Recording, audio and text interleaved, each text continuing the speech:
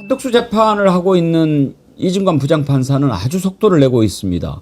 어제 재판을 했는데 어제 결심 날짜를 딱 공지하는 거예요. 그러니까 구형하겠다, 구형하는 기일을 딱 잡아버린 거예요.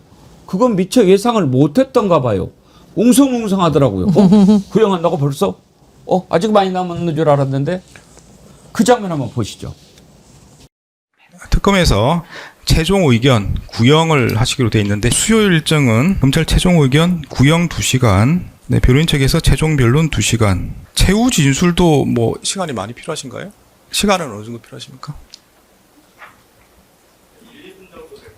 그러니까 따로 저희가 최종 변론에서 주로 정리를 하기 때문에요. 네네네. 그러면 뭐 수요일도 오전 10시부터 그냥 진행을 해서 뭐 당일날 마무리하는데 문제가 없도록 그렇게 진행을 하면 좋을 것 같습니다. 혹시 뭐 이의는 없으시죠? 수요일 재판은 법정이 좀 다릅니다. 네, 여기서 이제 변론 종결을 하도록 하겠습니다. 그러면 지금 강수혁 변호사님 네. 내일 네. 구형한다는 얘기입니까? 그렇죠. 우와. 특검도 구형을 하고 본인도 최후 진술하고 변호인들도 최후 변론을 하면 그러면 끝에 재판장이 선고기일을 지정합니다. 내일. 언제 선고하겠다고 내일 미리 지정을 하는데 지금 언론에서는 1월에 선고될 걸로 예상한다는 보도가 계속 나오고 있는데 지켜봐야죠. 그거야 뭐 법원의 재량이기 때문에 이진관 부장 판사가 뭐 예를 들어 가지고 12월 중에 선고하겠다. 난 12월 말에 선고하겠다. 그렇게 지정할 수도 있는 거예요. 뭐 판결 선고하는 게 한 달이면은 족하죠. 다른 재판도 뭐 크게 병행하고 있는 상황도 아닌 거고 심지어 지기현은 뭐 지금 1월 초까지 재판하겠다. 중순까지 재판하겠다 그러는데 그러니까요. 그러면 뭐 구속기간 전에 만약에 선고를 한다면 2, 3주 만에 선고를 해야 이론적으로 가능한 건데 뭐 선고할 수 있는 기간이야 넉넉하게 남았습니다. 그래서 이진관 부장이 저는 바라건대는 12월 중에는 선고를 하는 것이 적절하지 않나 그런 생각을 합니다. 이렇게 하면은 좀 빨리 그 선고 날짜도 잡을 수 있을 것 같고 아니 그리고 전혜원 원장님 우리가 판사는 아니지만 더 볼 게 뭐가 있어요? 더 볼 게 없다는 생각이 듭니다. 그동안 얼마나 거짓말을 많이 했는지 그리고 계엄의 밤에 이뤄진 CCTV는 사실 뭐 전 국민들이 다 볼 수 있는 거였었고요. 한덕수가 지금 횡설수설하고 있는데 주목하는 것은 한덕수가 어쨌든 내란과 관련해서는 첫 구형입니다. 지난번 노상원 우리가 한번 짚었는데 그거는 내란이라기보다는 개인정보보호법 위반 혐의였기 때문에 한덕수에 대한 구형이 어떻게 나올지 그리고 아마 1월쯤 나올 것으로 예상이 되는 한덕수의 이 결심 공판 그리고 마지막으로 선고가 결국은 윤석열에 대한 구형, 선고에도 다 영향을 미칩니다. 그래서 한덕수에게 정말 무거운 중형이 내려줘야 되고요. 그래야 윤석열과 관련된 내란 특검진도 그걸 감안해서 예측 가능하게 윤석열에게 무거운 죄를 내릴 수 있다고 봅니다. 제가 주목했던 건 뭐냐면요. 사실 한덕수가 처음 기소됐을 때는 내란 우두머리 방조였잖아요. 근데 나중에 공소장이 어떻게 변경되느냐. 내란 중요 임무 종사 혐의로 공소장이 재판부의 허락을 통해서 변경이 되었다. 그래서 저는 굉장히 특검에서 무거운 구형을 내릴 걸로 했는데 사형이나 무기징역을 저는 예상을 합니다. 내일 구형 공판 중계할까요? 사형까지는 안 됐죠. 무기징역. 내일도 아마 하겠죠. 근데 이제 생중계는 아마 어려울 수 있을 것 같고요. 왜냐하면 선고가 아니기 때문에 특검의 구형인데 그걸 생중계를 하는 경우는 아마 거의 없을 거라서 중계하도록 돼 있지 않습니까? 특검에서. 일단 생중계는 아니더라도 네. 전체적인 내용은 중계를 하는 거죠. 그러니까 동영상은 우리가 볼 수 있도록 그렇게 하지 않을까 싶은데요. 저는 연내 선고할 가능성이 높다고 보는데요. 왜냐하면 그러니까 검찰이 공소 제기를 했잖아요. 그러면 이제 그러니까 특검이 했잖아요. 그럼 특검이 다 조사를 했어요. 조사하고 난 다음에 공판에 들어가서 지금 피고 쪽에서 자기가 죄가 없다는 걸 입증할 만한 그러니까 뒤집을 만한 뭔가를 얘기를 해야 되는데 하나도 못 했잖아요. 오히려 특검이 조사하는 과정에서 CCTV 확보한 것만 틀어서 국민의 공분만 지금 더 커진 상황이란 말이에요. 그러면 판사가 볼 때 반대편에서 뭔가 무죄를 입증할 만한 거를 제시를 안 하는 상황인데 더 이상 논점이 별로 없는 거예요. 그러는 데다가 지금 2주 동안 겨울 휴정에 들어가거든요. 근데 그렇게 하면 1월 중순 가까이나 돼야 선고가 가능하다고 볼 수 있는데 쟁점도 없는 상황에서 그렇게까지 시간을 끌 필요가 없다. 그냥 휴정 들어가기 전에 최종 선고일을 정할 가능성이 저는 충분히 있다고 봅니다. 강수영 변호사님 말 나온 김에 네. 예상 구형, 예상 선고 어떻게 하십니까? 저는 한독수에게 무기징역 구형될 것 같고 예. 이진관 부장 역시 무기징역 선고할 거라고 생각합니다. 아. 예, 이게 뭐 사형이 이렇게 시원하면 좋겠지만 그게 이제 내란이 뭐 중요 임무 종사하면 수괴는 아니기 때문에 예. 그럼 수괴부터 쭉쭉쭉 이제 책임을 이제 구분을 해야 되지 않겠습니까? 그럼 이제 윤석열은 사형, 이제 특검이 구형하는 게 윤석열 사형, 한독수 무기징역 이런 식으로 뭔가 단계별로 이제 책임을 경중을 따져서 구형하지 않을까. 이진관 부장은 적어도 한독수는 지금 자기의 내란 임무 종사에 관해서는 전혀 인정을 안 하고 반성을 안 하기 때문에 감형의 요소가 전혀 없는 거예요. 그러다 보니까 구형대로 선고할 가능성이 저는 높아 보이고 예. 이진관 부장의 재판 진행에서 우리가 얻을 수 있는 힌트가 하나 있습니다. 그러니까 지금 내란 중요 임무 종사의 전제가 내란이어야 되는 건데 내란이고 그다음에 그걸 중요하게 임무 종사했는지를 봐야 되는 거잖아요. 그럼 내란인지 여부가 이미 선행대에게 밝혀져야 되는 건데 보통 다른 재판부 같은 경우에는 내란 수괴가 먼저 밝혀지고 그래서 거기서 내란이 확정이 되면 난 그 재판부에서 내란이라고 했으니까 그거에 대해서 나도 내란 그대로 따라가고 그럼 이 사람이 중요 임무를 했는지 안 했는지를 내가 보겠다. 보통 그렇게 가요. 근데 이진관 부장은 본인이 확신이 있는 거예요. 이건 윤석열 재판관과 볼 것도 없다. 내가 봤을 때 명백한 내란이고 그러면 그 다음에 이 사람이 과연 뭐 말리지 않았는지 뭐 중요 임무를 했는지 안 했는지 이걸 보겠다. 그래서 판결문에 적어도 윤석열의 내란에 대한 여러 가지 아주 정밀한 논증을 실을 거예요. 그 이거를 직위원이 볼 수밖에 없게. 그 결국 특검은 선행된 판결문을 그대로 또 증거로 제출할 거란 말이에요. 이진관 부장판사 재판부에서 윤석열의 그 내란 혐의에 대해서 이렇게 논증을 했다. 참고해. 던지면 직위원 부장이 그걸 외면하고 이진관이 이진관이고 나는 나인데 이렇게 할 수 있겠습니까? 외면한 게 아니고 고맙죠. 지금 내가 받아쓰기 하면 돼요. 보니까 직위원 네. 실력으로는 그걸 네. 어떻게 쓸지도 모를 것 같은데. 받아쓰기 하면 돼요. 나는 그자가 어떻게 판사를 하는지 아니 그 윤석열 봐주고 안 봐주고 이런 그 잘못된 것을 떠나서 네. 실력 자체가 저는 판사로서의 기본 실력이 있는가 네. 그런 생각이 많이 들어요. 그러니까요. 재판 진행 자체가 네. 너무 보드랍달까? 그러죠. 예. 보드랍. 그렇죠. 예. 완전 네가 아니에요. 아니 저는 정말로 이렇게 눈물이 약간 났던 게 억울해서 법정에서 제가 좀 격해져가지고 싸우다 보면은 제가 흥분할 때도 있는데 그럴 때 보면 재판장이 막 짜증내시거든요 보통. 아이 그만하세요 이제 됐어요 그쯤 됐어요. 서면으로 내서 서면으로 말하지 말고 서면으로 내라고 막 보통 그러는데 아이고 변호사님 오늘따라 좀 주말이라서 들떴나 봐. 주말 앞두고 있어서 괜찮아 좀 진정하시고 아니 그렇게 막 헤아려 주잖아. 내 마음에 상처가 생겼어요. 나도 그렇게 좀 헤아려 주지 내 마음을. 오죽하면 귀엽다는 말을 듣겠어요. 아니 변호사가 제일 그 판사한테 항의의 표시로 하는 얘기가 속기록에 남겨주세요 이거라면서요. 그러니까 감히 판사한테 뭐라고 말을 붙이지 못하니까 자 지금 이 상황을 속기록으로 남겨주십시오. 그럼 항소심 가가지고 이 부분을 가지고 다투겠습니다. 다시 네. 이게 할 수 있는 최대의 저항이라고 얘기를 하더라고요. 근데 이거 뭐 이런 차원을 넘어서서 하는 거니까 소송 지휘조차 제대로 못하는 판사가 어떻게 재판을 이끌 수 있겠습니까? 아니, 말이 안 되는 최근에 거지. 변호사들이 완전히 법정을 모독하고 재판부를 갖고 노는 듯한 모습을 보이는 이면에는 분명히 직위원 부장판사의 재판 방식이 문제가 있습니다. 그 이번에 논란이 됐던 거 보니까 변호사들이 직위원 부장판사 열린 재란 재판에서 나 감시당했는데 검사도 감시해줘라. 검사가 증인을 협박하고 있다. 이래서 수사검사가 공판장에 나오면 안 되는 것이다. 이게 어떻게 감히 변호인들이 재판법에서 할 수 있는 말입니까? 이게 지금 국민들을 대신해서 수사를 하고 있는 검사들은 물론이고 재판부로 농락을 했는데 정말 이런 것 때문에 직위원 부장판사가 사법부의 신뢰를 훼손하고 있는 거고요. 심지어 우리 아단치냐고 막 항의하는 변호사들도 있었다고 하는데 직위원 부장판사님 부디 사법부의 위신을 본인이 얼마나 까먹고 있는지를 좀 돌아보시기 바랍니다. 직위원 판사가 이번 재판 끝나고 나면 개명할 거라고 봐요. 뭘로요? 이름 다른 이름으로 개명해야지 이름 가지고 어떻게 이 이름도 특이한데 어떻게 앞으로 재판을 할 수 있겠습니까? 아니 앞으로 재판 못해요. 수사 받아야 되고요. 법복 벗어야 되고요. 구속 수감돼야 되고요. 뭐 변호사도 못해요 앞으로. 말씀하시는 순간 실시간 동접자 수가 2만 명을 돌파했네요. 여러분 감사합니다. 혹시라도 보시면서 구독 안 누른 분들은 구독 이 기회에 눌러주시고 매일 새롭게님 좋아요도 함께 가지와 하셨는데 좋아요도 꼭 눌러주시기 바랍니다. 변함없이님 12월 크리스마스 선물로 한덕수 구속 갈까요? 이건 뭐 구속 정도가 아니고 수감이에요. 뭐 무기징역이고 바로 현장에 어떻게 구속영장 기각됐는지 참 이해가 안 가죠. 그리고요 지금 저는 요즘에 이렇게 나오는 영상들을 보면서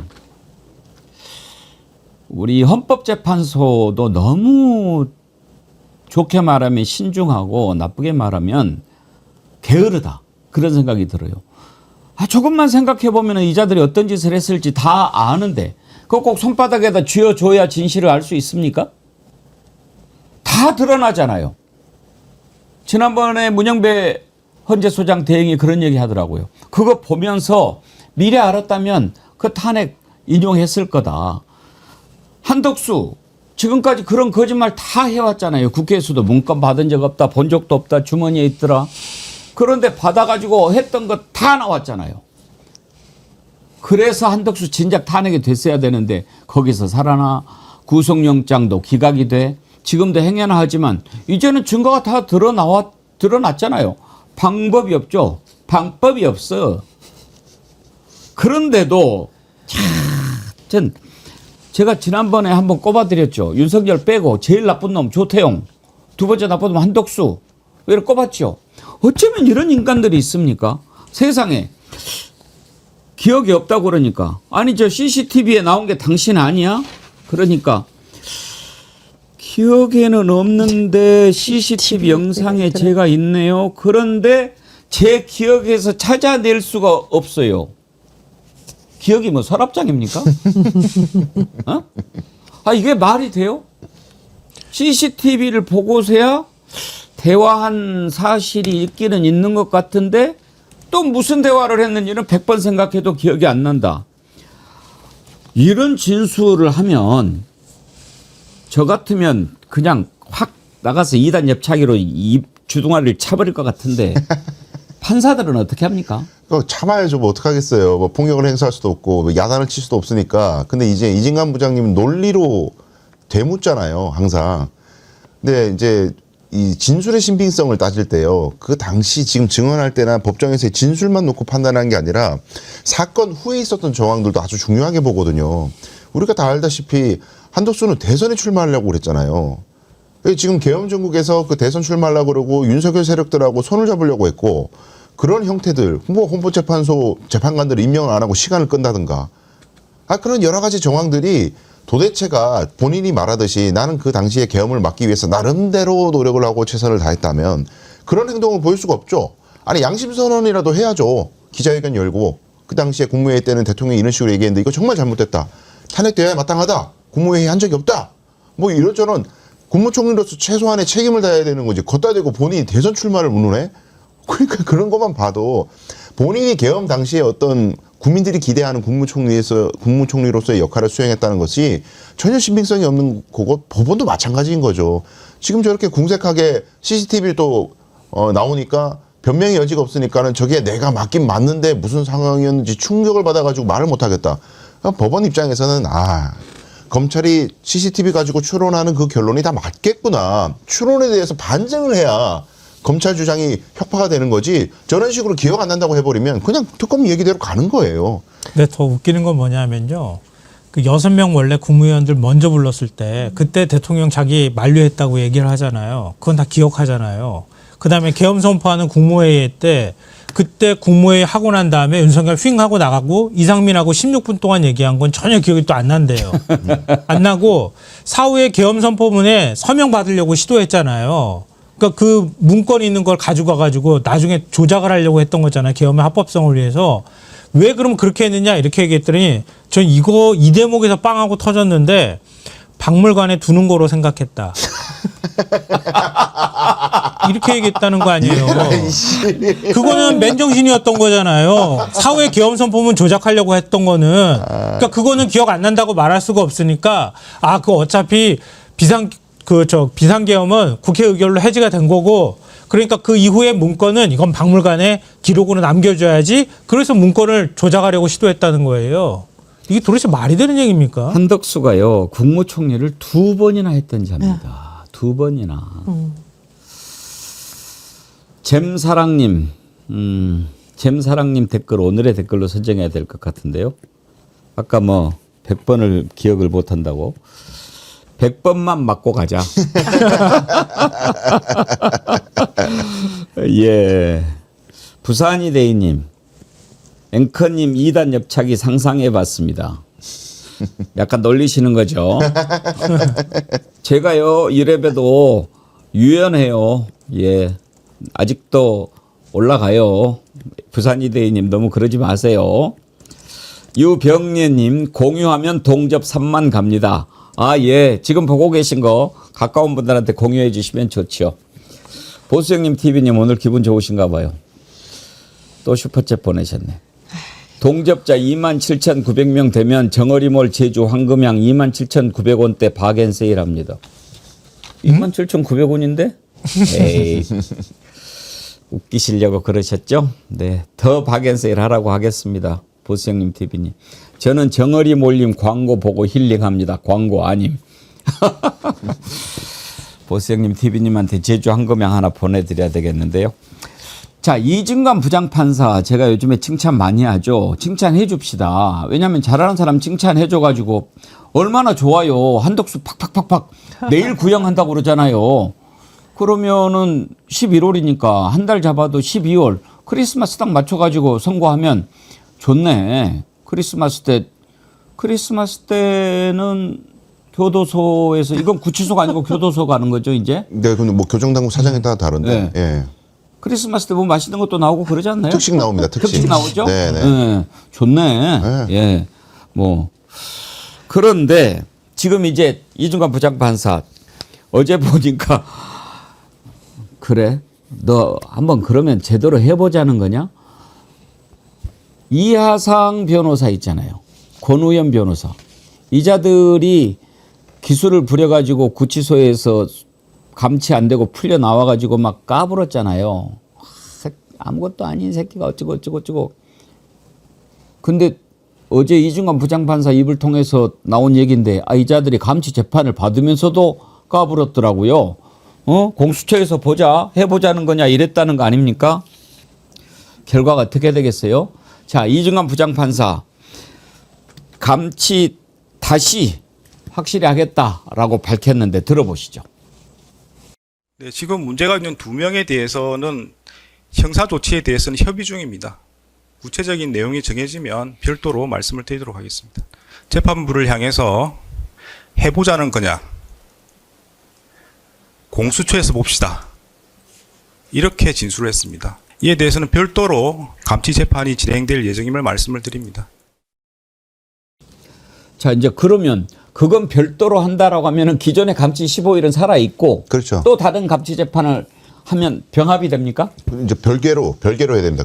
이제 부과가 또 되겠죠. 15일, 예. 15일, 뭐 15일, 20일. 예. 이제 맥스가 20일이기 때문에 한 번 했던 사람이니까 20일 부과를 또 하실 가능성이 매우 높고요. 아, 근데 이제 저는 이제 이모 건모라고 부르는데 이모 씨, 건모 씨 이 두 변호사들이 결국에는 법원에 이렇게 까부는 목적이랄까 그런 게 지지자들을 향한 그 메시지 아니겠어요? 그렇죠. 본인들이 이제 유튜브를 하면서 정치적 세력을 삼고 그리고 지금 이제 법적으로는 이 판결 결과가 안 좋을 거를 그들도 알고 있다는 거죠. 만약에 승부를 띄워볼 만한 어떤 첨예한 쟁점이 있다 그러면 이렇게 못 가봅니다. 재판에서 결과가 이미 기울어 있다는 것을 알기 때문에 이러는 거고 그러면 의뢰인하고 관계를 어떻게 설정할 건가? 김용현하고 관계를요. 김용현 보시면은 그제 저렇게 이제 난리를 칠 때 법정에서 퇴장할 때 쌍따봉을 하고 나가는 장면이 있었습니다. 예. 방청석에 있는 사람들한테 따봉을 했다는 건 이제 잘했다고 고맙다고 하는 거잖아요. 그러니까 김용현은 지금 구치소 안에 앉아가지고 입구를 틀어지고 있는 저 변호인들한테 속고 있는 것 같아요. 그러니까 지금 뭘 속고 있냐 그러면은 지금 분위기 좋다. 지금 법원에 대한 규탄의 여론이 들불처럼 커지고 있다. 우리가 열심히 이렇게 하니까 사람들이 법원을 비난하기 시작했고 이 법원 절차 개판이고 인권 침해고 어쩌고 지금 올라오고 있으니까 1심 판사도 압박을 받아가지고 결과를 바꿀 가능성이 있고 안 바꾸더라도 항소심에서 충분히 이 법원의 항소심 전에 1심 판결 선고에 대해서 우리가 불복 운동을 하면 들불처럼 국민들이 일어설 거니까 잘하고 있으니까는 용기 잃지 말라고 이런 식으로 속이고 있을 것 같아요. 근데 자기네들 이 속은 김용현을 위해서 그렇게 한 게 아니라 아니 이 이모 씨 같은 경우에는 그 정강훈 정당에서 대선에 그 출마하겠다고 경선도 나갔더만요. 대통령 하겠다는 사람이라니까 이 사람이. 그러니까 이런 사람들이 그리고 생각해 보세요. 다른 사건들을 지금 변호사로서 많이 맡고 있다면 법원에 이렇게 못 가봅니다. 절대로. 의뢰인들부터 난리 나요. 내 사건 맡고 있는 변호사가 막 법원 갖고 들이받고 이러면은 해임한다니까요. 미쳤구나. 이 사람한테 맡겼다가 우리 사건 박살나겠다. 저렇게 한다는 것 자체가 이 사건 말고 사건이 거의 없다는 겁니다. 저 사람이 정상적인 변호사라고 볼 수 없다고요. 혹시 보셨는지 모르겠는데 김용현이 좀 하지 말라고 옆에서 이렇게 말리는 장면도 있었더라고요. 이하상이가 막 까불고 달라드니까. 근데 저는 그 말씀에 대체적으로는 공감하는데요. 이런 생각했어요. 김용현이 그런 머리가 있는 사람일까? 왜냐하면 그런 사람 같으면은 윤석열을 말렸어야죠. 그렇죠. 근데 오히려 윤석열을 부추겨가지고 계엄을 선포할 수 있도록 만들어준 자란 말이에요. 근데 그럼 또 이런 궁금증이 생겨요. 윤석열은 그런 머리가 있는 사람인가? 없는 것 같아. 그러면 김건희밖에 없나? 이런 생각이 들 정도예요. 그러니까 이 사람들은 굉장히 위험한 사고를 갖고 있는 거거든요. 우리가 다 봤던 거잖아요. 그러니까 김용현이라는 사람도 제가 볼 때는 지금 머릿속에서 나의 계엄은 정당했어 라는 생각이 확고하게 지금 머릿속에 들어있을 것 같아요. 그냥 구차하게 살겠다 이런 차원을 넘어서서 이 변호사들도 마찬가지지만 거의 종교화돼 버린 거예요. 우리는 독재가 아니야. 우리는 정당했어. 왜? 저 나쁜 놈들이 바깥에서 우글우글대기 때문에 우리는 어쩔 수 없이 선택한 거야. 우린 그 길을 가는 거야. 오히려 자기들이 순교자라는 생각을 할 것 같아요. 근데 이거 대한변협에서 변호사 자격 박탈해야 되는 거 아닙니까? 우리가 변호사라든가 의사라든가 이런 협회에서 징계 규정이 있고 특히 변호사한테 징계 규정을 주는 이유는 뭐냐면 변호사라는 자격을 국가에서 공인해 주는 거죠.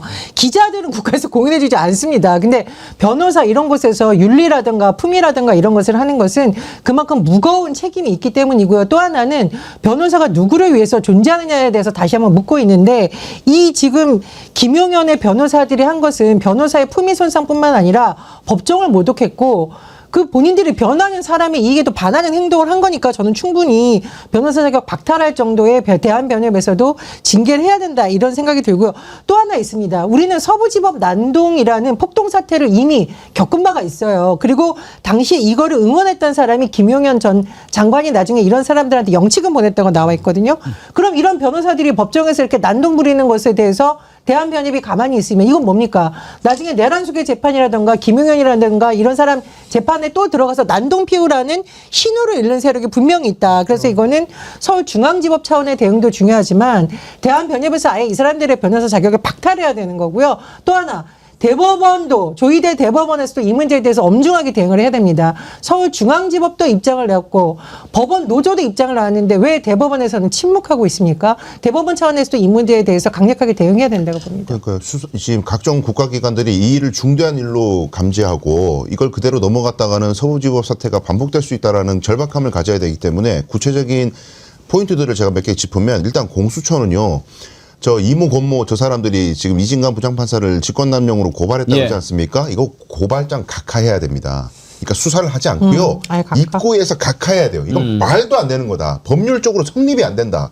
이진관 부장판사가 방청석에 있는 사람들, 이 사람들 들어올 자격이 없는 사람들이에요. 신뢰관계? 범죄 피해자만 신뢰관계 있는 사람을 동석시킬 수가 있어요. 법정 증언하는 사람 변호사가 뭐 나서가지고 저 변호사인데 한 말씀만 하겠습니다. 오늘 나가야 되는 거예요. 지시 안 따랐으면 감시지. 그게 어떻게 직권남용이냐라고 공수처가 굉장히 신속하게 내일이라도 바로 고발장 각하해야 되는 거고 지금 대한변협은 말씀하셨다시피 지금 특검에서 여러 가지 자료들을 모아가지고 대한변협에 징계를 해라고 이야기를 했다고 합니다. 대한변협에서도 빠르게 움직여야 되는 거고 그다음에 이제 법원에서는 말씀하셨지만 입장도 중요한데 이거 감치는 무슨 전가 기록이 남는 게 아니에요. 그냥 과태료 부과하고 비슷한 거기 때문에 법정 모독죄로 형사 고발을 빨리 해야 됩니다. 조희대는. 예. 그렇게 해서 수사도 일사천리로 이거 이미 뭐 중계 화면에 다 잡혀있기 때문에 증거도 명확해요. 일사천리로 수사해서 경찰의 역할이 중요해요. 그래가지고 1심 판결에서 빨리 법정 모독죄로 유죄 판결하면 금고 이상 형 받으면은요 변호사 자격이 바로 등록 취소가 됩니다. 그러니까 이 일사천리로 모든 국가기관이 나서가지고 이 일 해프닝으로 끝나면 안 돼요. 모두 협력해서 빠르게 이 사람들 변호사 다시는 못하게 만들어야 됩니다. 근데 이하상 이자가 얼마나 웃긴 줄 아십니까 어제? 판사한테 화해하지 않고 화해합시다 우리. 야 저는 그거 듣고 좀 정상이 아닌 것 같다 그런 생각은 들었는데 한번 들어봅시죠. 힘없는 윤 대통령이나 김용현 장관이나 이렇게 막 인질로 삼고 절차를 강행해서 저희한테 변론을 강요합니다. 저희는 재판부하고 다시 화해하고 싶습니다. 화해하는 방법은 요즘 피해자니까 불법을 초래한 재판부에서 이용 장관에 대한 직권 보석을 하시고 그리고 불구속 상태에서 정상적인 재판 절차가 진행되는 것이 원칙이다. 제가 저것도 봐요. 그 뭐 안 들어줄 요구인 걸 알면서 하는 거거든요. 저게 그러니까요. 법원이 받아줄 리가 없잖아요. 근데 말 속에 들어있는 게 불법 재판이라는 말 계속합니다. 예. 1심 판결 불복하려고 아예 작정하고 있는 거예요. 그러니까 자기가 재판을 하기 위해서 있는 게 아니고요. 그래요. 자기 지지자들 보라고 하는 거예요, 지금. 아니, 그러니까 제가 보면서 계속 궁금한 게 그런 거예요. 아니, 변호인이 피고인의 이익을 위해서 그렇게 하는 거 아닌가? 근데 저게 도와주는 건가? 오히려 더 구렁텅이로 지금 밀어넣고 있는 거 아닌가? 자기 정치하려고? 이주관 부장판사가 또 그랬어요. 지금 감치 지난번에 그런 식으로 된 거, 이건 좀 문제가 있다. 이거 분명히 다 나와 있는데 뭐가 더 필요하냐. 이건 좀, 제도 개선이 좀 필요하다. 그렇게 하고, 이제 또 이런 짓을 하면 현행범으로 체포해서 경찰한테 인계하겠다. 그게 이제 바로 강수영 변호사님 말씀하신 대로 그렇게 되면 형사범이 돼가지고 전과가 붙고 그렇게 되는 거죠. 그 내용도 한번 들어보시죠. 감치라는 것은 현행범처럼 범죄 행위를 한 사람을 바로 구금을 해가지고 구치소에 인계하는 절차입니다. 그래서 죄 없는 사람이 처벌받을 수 있는 가능성이 거의 없습니다. 그런 측면에서 보면은 인적사항을 요구하거나 동일성을 요구하는 것은 더 완화될 필요가 있는 그런 절차입니다. 이 사건의 책임이 누구에게 있는지 그걸 논의하는 게 중요한 게 아니고 다시는 이런 일이 벌어지지 않도록 제도 보완이 필요하다는 걸 말씀을 드립니다. 제가 여러 차례 말씀드린 것처럼 법정 질서 유지는 재판부의 의무입니다.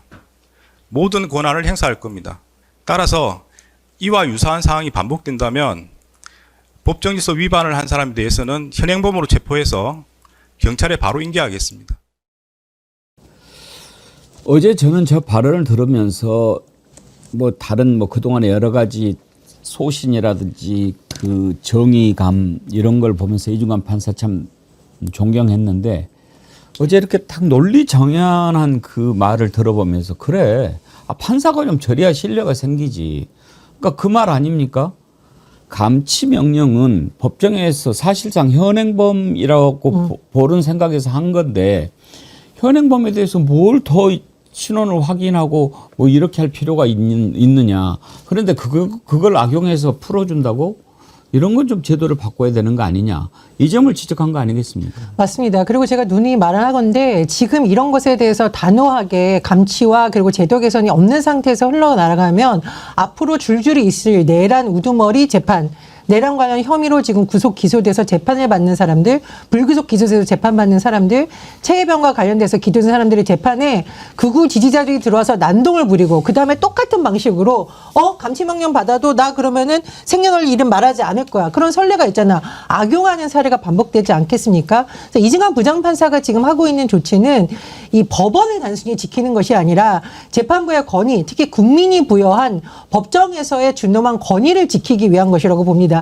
제가 이승환 부장판사님 팬이라고 했더니 누가 금강불개라는 표현을 쓰던데 그게 이제 원래 불교 용어잖아요. 근데 그게 이제 무술에서 나오는 용어라고도 하는데 그런 표현이 떠올릴 정도로 지금 너무 재판을 잘하고 있다고 생각을 하시고요. 또 한편으로는 지기현 부장판사와 이렇게 비교가 되면서 한쪽은 법원의 권위를 무너뜨리는 레크레이션 강소로 불리고 한편은 법원이 특히 내란 사태에 의해서 법원에 그나마 희망을 걸고 있는 국민들을 희망을 지켜주는 판사의 모습이라는 생각이 들었습니다. 네. 저 제도 개선을 말씀을 하셨기 때문에 구체적으로 숙제를 남겨주신 건데 이정환 부장이 자, 지금 요지가 그거잖아요. 감치 재판을 했는데 감치 재판하는 현장에서 그 당하는 놈이 나 누군지 말 못해요. 나 이름 얘기 안 해요. 그래가지고 결정문에다가 이름을 못 적었다는 거예요. 생년월일이나 주민번호도 못 적고. 그래서 옷차림이랑 생김새를 적어가지고 구치소에 보냈더니 구치소에서 하는 얘기가 감치 재판을 받은 놈이 이 사람이라는 동일성을 내가 어떻게 아냐. 법원에 다시 전화해가지고 이 사람 주민번호가 뭐예요? 그거 얘기 안 해서 우리는 못 들었습니다. 아 그럼 나 이거 유치 못해요. 감치 재판 받은 놈인지 아닌지 저희가 어떻게 알아요? 이렇게만 보내시면 이거거든요. 지금 이러는 일이. 그러면 보완해야 되는 게 너무 단순해요. 법원에서 이 사람 사진을 찍게 하면 돼요. 감치 그렇죠. 재판할 때. 네. 사진을 찍게끔 대법원 규칙 개정하면 되고요. 조의대가. 그리고 법무부는 입소할 때 본인이 신원을 확인을 안 해도 현장에서 촬영된 영상과 사진을 보고 동일성을 식별할 수 있다고 교정 당국이 규칙을 만들면 되는 거예요. 그렇게 해서 빨리 이거 말도 안 되는 이 미꾸라지 짓을 못하도록 숙제를 빨리 하셔야 됩니다. 예. 아니 법정 질서 유지는 재판부의 의무입니다. 그 뭐 질서를 혼란시키고 뭐 권위를 높이기 위해서 이렇게 하는 게 아니고 질서를 유지를 해야 되는 게 재판부의 의무니까 그걸 제대로 유지하기 위해서 감치 제도가 있는 거 아닙니까? 그런데 그걸 제대로 하지 않는다? 그건 또 조의대가 직무를 유기하는 거죠. 금강불개 바다향기님, 아직도 앵커님 무척 궁금한데요. 솔직히 2단 협착이 안 되시죠?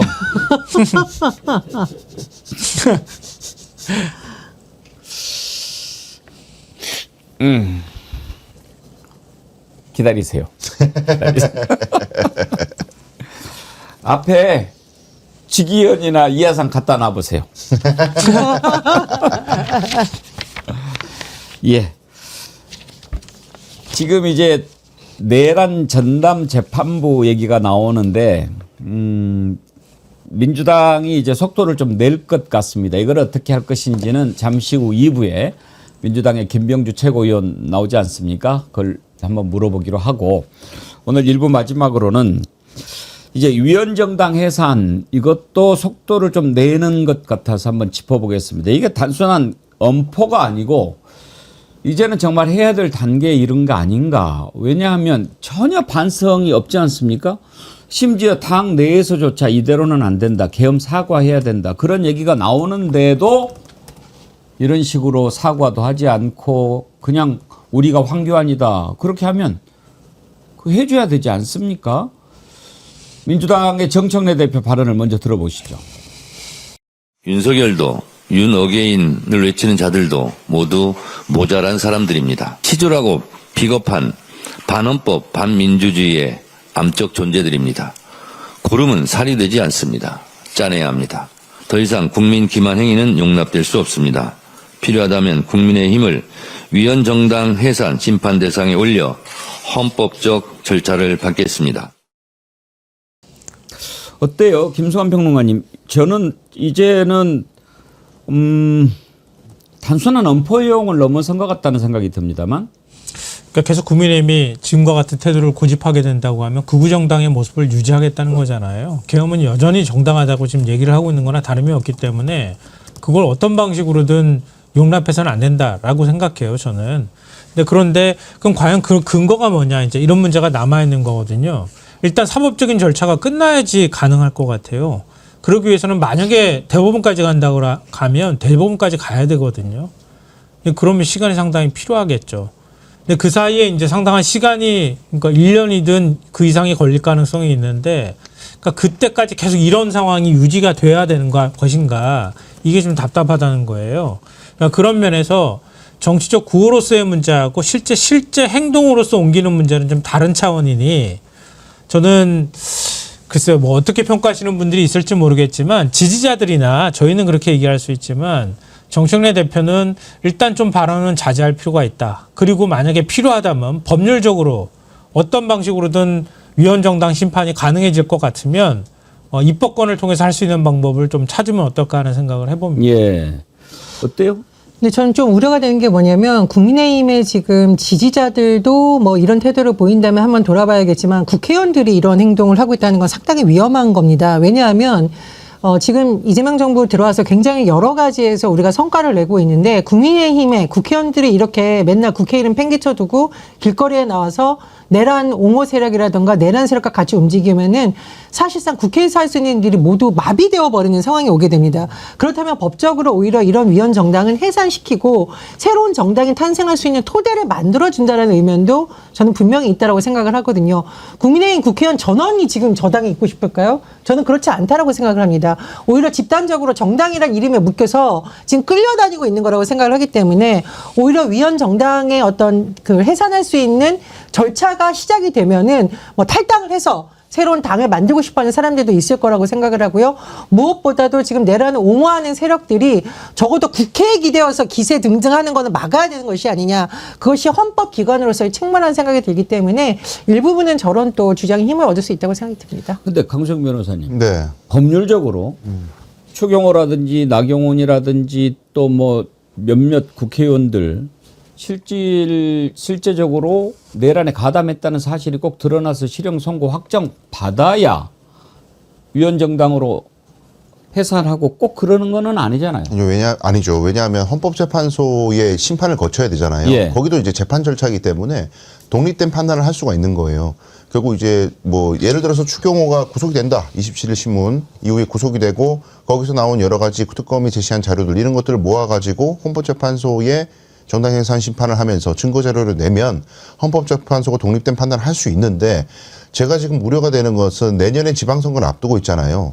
지금 여차저차 정당해산 심판 청구를 해가지고 헌법재판소 넘어가면은 심리하는 데 시간을 거의 감안하면 지방선거 거의 임박해가지고 해산 선고가 날 가능성이 있어요. 한다고 하더라도 지금 한다고 하더라도 그러면 정치적으로 굉장히 또 이상해지는 거예요. 선거를 앞두고 상대 정당을 갖다가 해산시키기 위해서 정치적으로 뭔가를 한 거라는 그런 프레임에 갇히게 되는 거거든요. 그러니까 하려면 엄청 일찍 했었어야 되는 거고 지금 타이밍이 좀 애매한 상황인데 어쨌든 정치적 고려를 하는 것 때문에 이 일을 한다는 오해를 받지 않도록 민주당에서는 기술적으로 잘 해야 될 거예요. 정부 여당도 뭐 법무부가 지금 이거 해산 청구 심판 청구를 하는 거기 때문에 정치적 시간표도 고려하면서 그리고 자칫하면 헌법재판소도 선거 직전에 이런 결정을 내리는 걸 부담스러워할 수 있어요. 정치적 부담을 지고 하는 거기 때문에.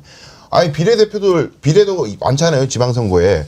이게 정당이 해산돼 버리면 비례 출마한 사람들은 날아가는 거예요, 전부 다. 그러니까 여러 가지 엄청난 파급이 생기기 때문에 이런 시간표들을 잘 따져가지고 타이밍도 잘 봐야 된다. 그런 말씀도 드립니다. 예.